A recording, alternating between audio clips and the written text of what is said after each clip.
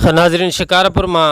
राशिद अली महर की रिपोर्ट अवां सां शेयर कंदा था हलूं त रुस्तम वासी नौजवान सदाम हुसैन महर के कातिलनि की गिरफ़्तारी लाइ लखी गुलाम चालक सखर शिकारपुर रोड जहान खान चौक ते धरणो हयो वियो, जेको 7 कलाकनि ताईं जारी रहियो, जंहिं सबब सिंध पंजाब तोड़े बलूचिस्तान ॾांहुं वेंदड़ समूरी ट्रैफ़िक बंद थी वई,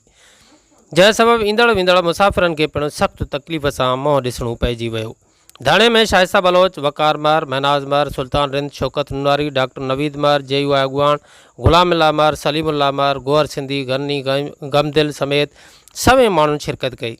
एहतजाज कंदड़नि सां DSP लखी गुलाम शाह जूं ॻाल्हियूं नाकाम थियण सबब SSP शिकारपुर शाहज़ेब चाचड़ धाणे वारे हंधि पहुची मुज़ाहिरीन सां ॻाल्हियूं करे घुर्बल जवाबदार गिरफ़्तार करण की ख़ातिरी कराइण बैदि रोड खोलाए छॾियो।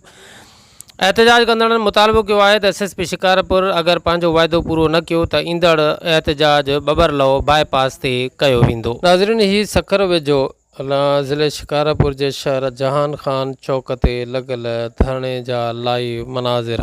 अवां ॾिसी रहिया आहियो।